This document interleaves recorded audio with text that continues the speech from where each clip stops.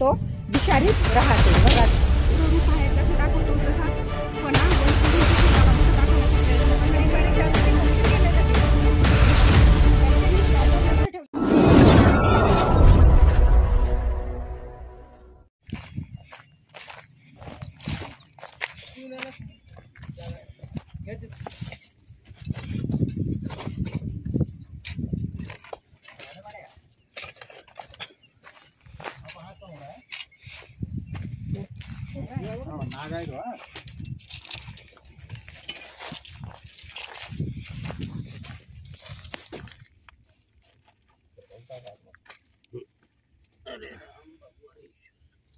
तिकडे जायची चान्स आहे का त्याची? नाही का? जागा नाही तिकडे जायला मॅडम. अच्छा. हा, नाव काय सांगितलं तुम्ही? गौतम भिवरावे. तर बघा आपण आलोय तर वीट भट्ट्यावर. तर हा वीट भट्टा खामगाव रोडला येत असते.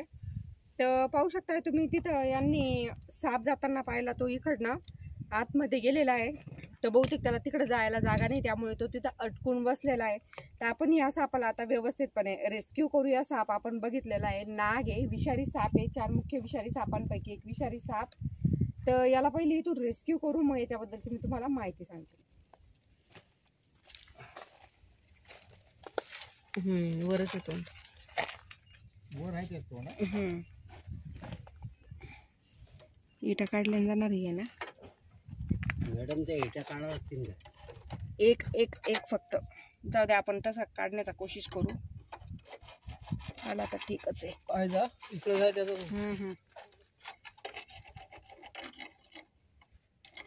बाहेर आला. टेन्शन नका घेऊ तुम्ही, आपण त्याला बाहेरच काढतोय. बाहेर काढण्याचाच प्रयत्न करतोय त्याला.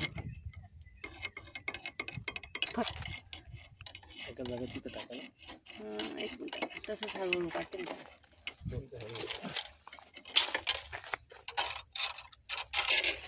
तोंड चिंतेच बाहेर.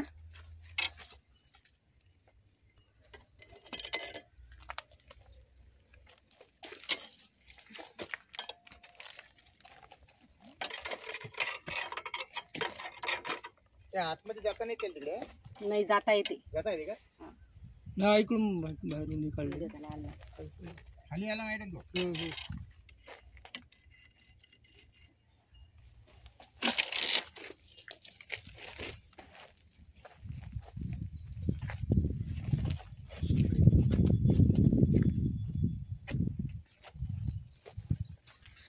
मोकळा इथं घेऊ का? इथं काही नाही ना.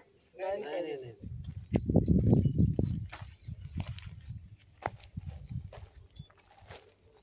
तर बघा पाहू शकताय तुम्ही, नाग आहे.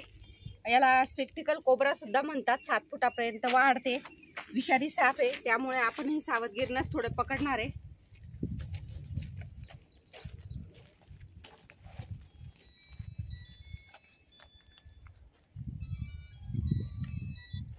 तर बघा, ज्या वेळेस याला चिडतो किंवा भीती वाटते त्यावेळेस आपला फणा हा काढतो आणि स्वतःला मोठं दाखवण्याचा प्रयत्न करतो. तर कधी कधी गव्हाळ्या कलरमध्ये, थोडाफार असा काळ्या कलरमध्ये सुद्धा हा येतो. आणि याच्या अंगावर गव्हासारखे खवले असतात, म्हणून याला बिहारी लोक बिहारकडे, UP MP कडे गव्हाळ्या नावाने सुद्धा गेहुमन सुद्धा म्हणतात. गेहुमन. त्याच्या अंगावर गेहुमन का म्हणतात, तर याच्या अंगावर गव्हासारखे खवले असतात म्हणून याला गेहुमन असे म्हणतात. तर साधारण आता हा 3.5-4 फुटाचा आहे. तर छोटा जरी असला तरी नागाचा पिल्ला जरी असला, अंड्यातून निघाल्यावर सुद्धा तो विषारीच राहते. बघा एवढ्या जवळ टक्कर से टक्कर. हा, भीती वाटली ना त्याला. भीती वाटल्यानंतर ते एकदम हे झाला ना, तो सबकन हे बा. नाही आता ऐकणार नाही तो. करा आता बॅग काढा. तर पाहू शकताय तुम्ही, ज्यावेळेस त्याला भीती वाटते त्यावेळेस तो आपले उग्र रूप आहे कसं दाखवतो. जसा फणा वर करून तो स्वतःला मोठं दाखवण्याचा प्रयत्न करते. भरपूर जण म्हणतात का साप हा पुंगीवर डोलतो, ते तर तसं काहीच नाही आहे. सध्या तुम्ही पाहू शकताय मोबाईलवर तो ढोलतोय.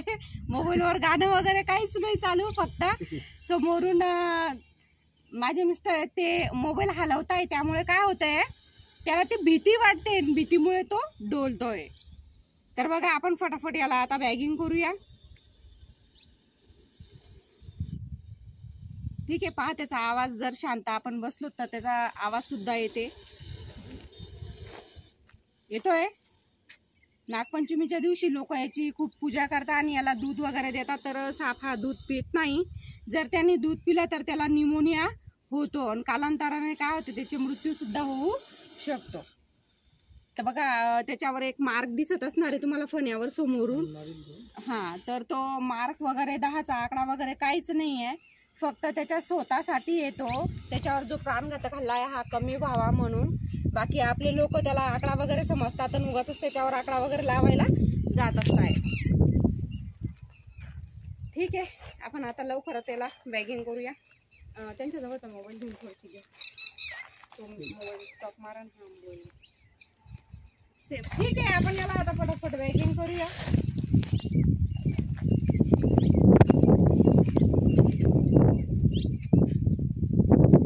त्याला भीती वाटते म्हणून तो तुमच्याकडे पाहतोय.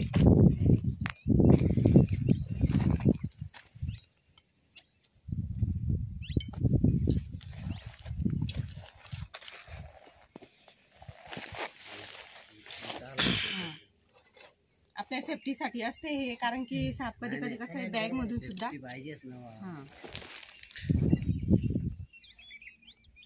आता तिथे सोडताना तिथे लांब सोडता जरा. हो, जंगलात सोडून डबल वापस. नाही शक्यच नाही, असं कधीच होणार नाही. त्याला जर इथून नेतोय तर त्याचा जीव वाचवण्यासाठीच नेतोय की नाही. नाही कसं सोडसार म्हटलं तुम्हाला की बाजी वाचला पाहिजे त्याचा. असं कधीच होणार नाही. माझ्याकडून तरी होणार नाही.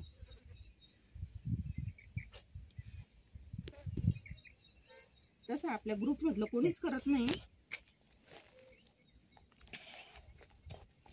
मग आता त्यानं हे फण्या मारल्या तुमच्या मोबाईलवर, तर याच्यावर काही जहर गेर उलटे का त्याचं?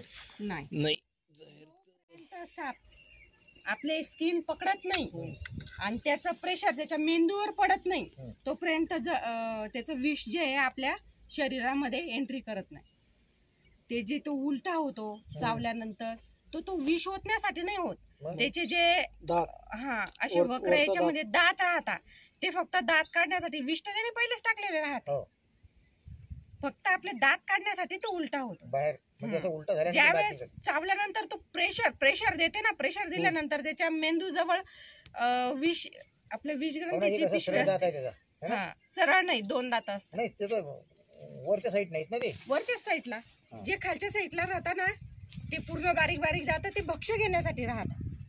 म्हणजे उंदीर झाला किंवा बाकीचे काही छोटे मोठे पक्षी वगैरे अंडे वगैरे हे गिळण्यासाठी त्याला ते दात राहतात. 2च राहतात, ते फक्त त्यांच्यामध्ये विष राहत. म्हणजे दातात पण नाही राहत, त्या मेंदू जवळ त्याची ती विषग्रंथी राहते त्याच्यामध्ये राहते. त्यामुळे गारुडी लोक काय करायचे, बरोबर तिला चिरा मारून ते पिशवी काढून घ्यायचे. आणि मग मिरवत बसायचे तो साप. एवढीची गुंडी नाही का काळ्या कलरची छोटीशी पिशवी राहते इथं त्यांच्या मेंदूजवळ. ठीक आहे, तेव्हा बघा यांच्यासाठी यांनी आपण साप रेस्क्यू करण्याला सुद्धा त्यांनी मदत केलेली आहे. मदत म्हणजेच कशी बघा, जोपर्यंत आम्ही इथं येत नाही तर सापावर त्यांनी व्यवस्थितपणे लक्ष ठेवलेलं आहे.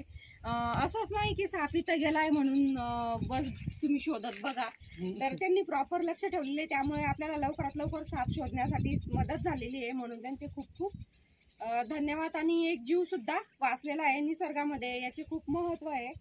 तर मी तुम्हाला प्रत्येक व्हिडिओमध्ये महत्त्व सांगतच असते. आणि आपली छोटे मोठे शाळांमध्ये प्रोग्राम सुद्धा होत असतात सापाबद्दलचे गैरसमज दूर करण्यामध्ये. तर साप हा आपला मित्र आहे म्हणून त्याला वाचवण्याचा जास्तीत जास्त प्रयत्न करा. धन्यवाद. अजून असेच नवनवीन व्हिडिओ पाहण्यासाठी आमचे चॅनल लाईक करा, शेअर करा, सबस्क्राईब करा. त्या आलो आहेत साप रिलीज करण्यासाठी, त्याला पर्यावरणामध्ये आजाद करण्यासाठी. तर आपण बघा त्याला आता आजाद केलेले आहे. अगदी सुंदरतेनं तो त्याच्या पर्यावरणामध्ये जातसुद्धा आहे. आणि विषारी साप आहे बघा, नाग आहे, ज्याला पर्यावरणामध्ये आपण मुक्त केलेले. धन्यवाद.